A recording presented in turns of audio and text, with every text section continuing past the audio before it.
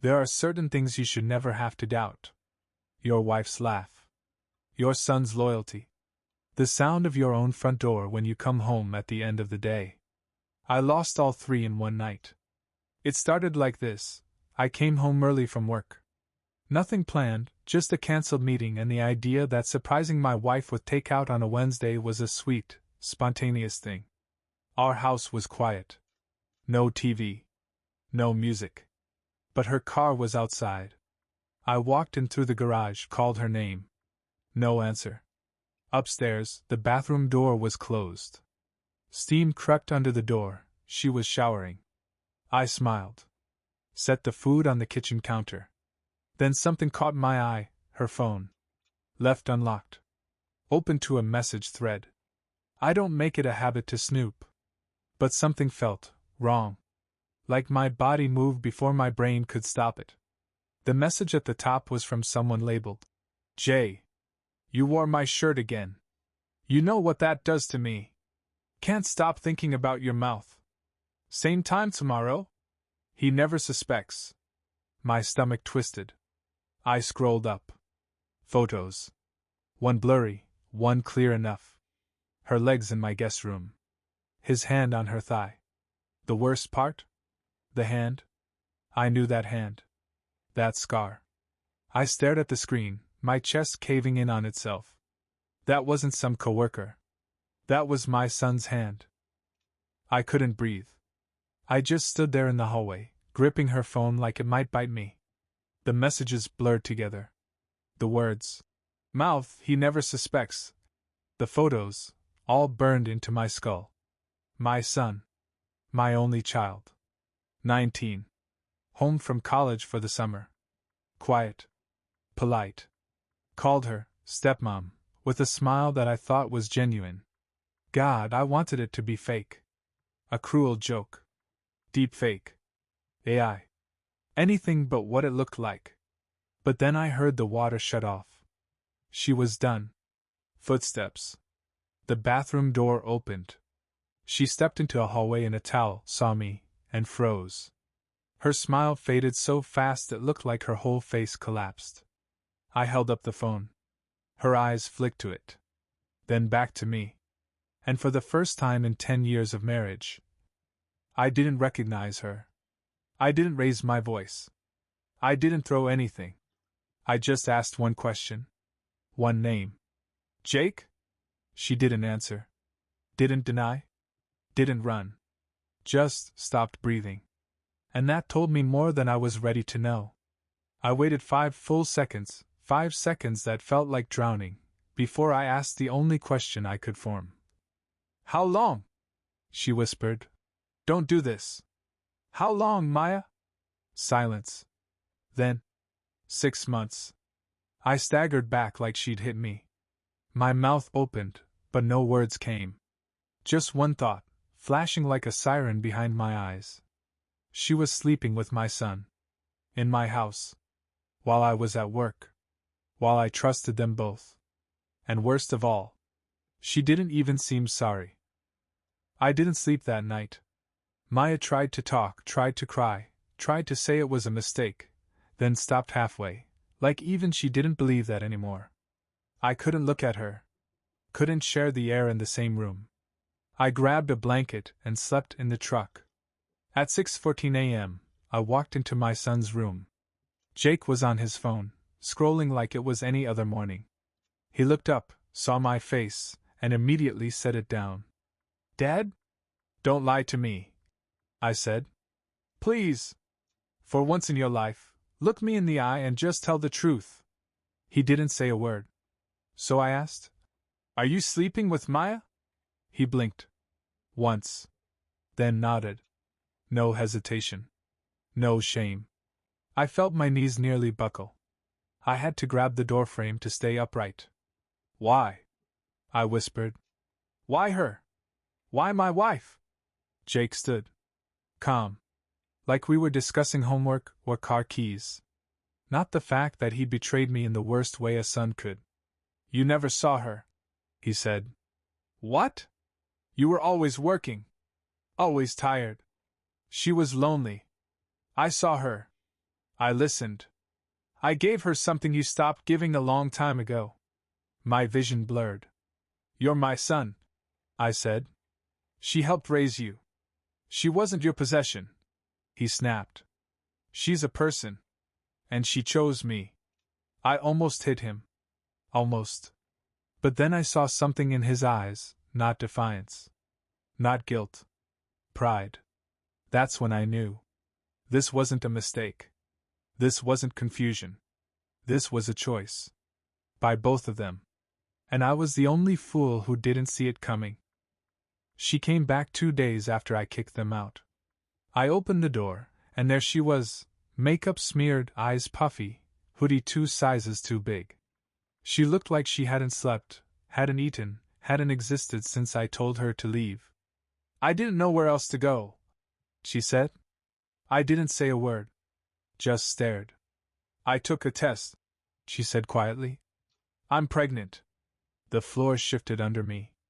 I leaned against the doorframe. Then came the second blow. I don't know if it's yours or Jake's. She said it like she was confessing to God. Like I was supposed to hold her, cry with her, carry the weight with her. Instead, I laughed. A bitter, dry sound that didn't sound like me at all. You think I want to hear that? I said. You think this is something I'm capable of forgiving? No, she whispered. I just didn't want to lie to you anymore. I stepped back, rubbed my face with both hands. She watched me, waiting for some signal. Some crack in the wall. Some proof that I still loved her. And the messed up part? I did. Somewhere beneath the betrayal, under the broken trust, there was still that ache, that idiot muscle in my chest that remembered how she laughed at my jokes, how she'd fall asleep on my shoulder, how she used to look at me like I was her whole world. But that version of us was gone. Dead. This is your mess, Maya, I said. You clean it up. Her voice shook. If it's yours, maybe there's still a chance. I looked her in the eye for the first time in days. There's no chance. Not even if it's mine. She started crying then. Really crying. But I didn't move. Because I wasn't hers anymore. And maybe, just maybe, I never really was. We took the DNA test 3 days after she dropped the bomb.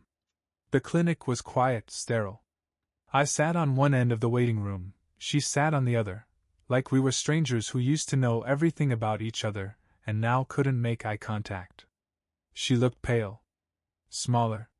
Like shame had started eating her from the inside out. But she didn't cry. Not anymore. We gave our samples, signed papers, and left without saying a word. When we got back to the house, Maya asked if she could stay, just until the results came back. In the guest room. I'll keep out of your way, she said. I should have said no. I wanted to say no. But I didn't. And that was the beginning of the real mindfuck. She didn't beg. Didn't try to touch me. She just existed. Quietly. Cooking dinner without asking. Folding my laundry. Moving through the house like a ghost in her own life. One night I came downstairs to grab a drink. Found her curled up on the couch, knees to her chest, eyes red from crying. When she noticed me, she wiped her face fast. I'm sorry, she whispered. I said nothing. She stood shaky. Looked at me like she was trying to remember how I used to look at her. Before everything. I know I don't deserve anything from you, she said. But I want you to know, it was never about him. I didn't speak. She took a breath. I felt invisible. You were always working, always tired. Jake, he saw me. He made me feel like I still mattered. That stung. Not because it was true, but because some part of me still remembered when she felt that way about me. And that part, buried deep under the rage, betrayal, and humiliation, almost believed she could again.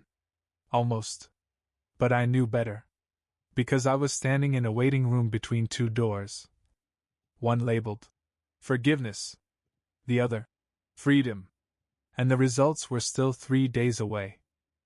The email came on a Tuesday. Subject line: paternity test results, confidential. I opened it alone. No music, no TV, no sound. Just the hum of the fridge and my own heartbeat crashing in my ears. The PDF loaded slowly, like even the damn internet didn't want me to know the truth. And then it was there. Black text. White page. One sentence burned into my skull. Probability of paternity, 0%. I stared at it. Read it again. And again. 0. Not mine. I didn't know whether to scream or laugh or pass out. I just stopped. Everything inside me went still. Like my body didn't know what to do without hope to cling to anymore. The door creaked. Maya stood in the hallway, eyes wide, reading my face. You got it? She asked. I didn't speak. She stepped forward slowly, like approaching a wild animal. And? I turned the laptop toward her. Let her read it. She gasped, sat down, covered her mouth.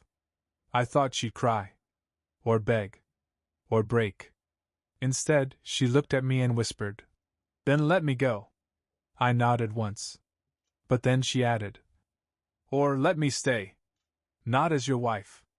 Not as anything more than what I am. A mother." I blinked. She went on, "I can't raise this child alone. And I don't want to raise it in shame, Noah. I know what I did. But I want this baby to know love. I want it to have a home." The silence between us felt heavier than the walls. I stood up. "You're right. This baby deserves love." She looked up, hopeful. "But not mine," I said. "And not here." I didn't hear from Maya for over a month. No texts. No calls. No knocks on the door. Just silence, and honestly, I thought that was the end. I figured she left the state, or crawled back to whatever life she had before me. Whatever life she had with my son. But then, out of nowhere, I got a message. Unknown number. No contact name. I left her at the clinic. "If you don't pick her up, CPS will." I stared at my phone, hands shaking. Her? Did she mean the baby? I texted back. "Where?" No response. Just a pinned location, a women's medical clinic 2 towns over. I drove. Fast. Heart in my throat. Mind spinning. The receptionist didn't even look surprised when I walked in. "She said you'd come," she said quietly. I followed her to a small room in the back. There, wrapped in a too-thin blanket, in a bassinet with a clipboard taped to the front, was a newborn girl. Mine? No. But in that moment, she was in my arms anyway. The nurse handed me a bottle, a diaper bag, and the clipboard. "Mother relinquished custody," it read. "Father unknown. Temporary hold, 48 hours. 2 days. And then she'd be gone. Into the system." I held her. I looked at her tiny hands. Her face, no trace of Maya, no trace of Jake. Just blank possibility. And all I could think was, "You didn't ask to be born into betrayal. You didn't break anything. You just showed up in the wreckage. Like me." That night I didn't sleep. I sat in my truck, baby in the back seat, parked outside my old house. And I made a decision. I walked into Child Protective Services at 8:03 a.m. Baby in my arms. Her eyes were barely open. She didn't cry. Just stared up at me like she was waiting to find out what kind of world she'd landed in. The woman behind the desk asked for paperwork. I handed her the clipboard. She scanned it. Paused. "You're not listed as a parent." "I know. Are you planning to surrender custody?" I looked down at the baby. She gripped my pinky. Tighter than you'd expect. I looked back at the woman. "No. I'm here to claim her." She blinked. "You're not the biological father." "I know that too," I said. "But she's not going into the system. Not while I'm breathing." There was a pause. Then a look in her eyes, not pity, not disbelief. Just respect. The process took weeks. Paperwork, background checks, temporary custody hearings. I told them everything. What happened? What Maya did. who Jake was. No sugarcoating. They asked if I was sure. I was never more sure of anything in my life. 3 months later, I signed the adoption papers. Her name is Ava. I gave her mine. She doesn't carry my blood, but she carries my name. And one day, when she's old enough to ask where she came from, I'll tell her the truth. Not all the details, but enough. I'll tell her that the people who created her couldn't carry her. But I could. And I did. Because some things, the most important things, aren't about DNA. They're about choice. And after everything Maya and Jake took from me, Ava gave me something back. A reason to stay. A reason to heal. A reason to love. Even if she started as someone else's mistake. She became the only thing in my life that felt right. The end.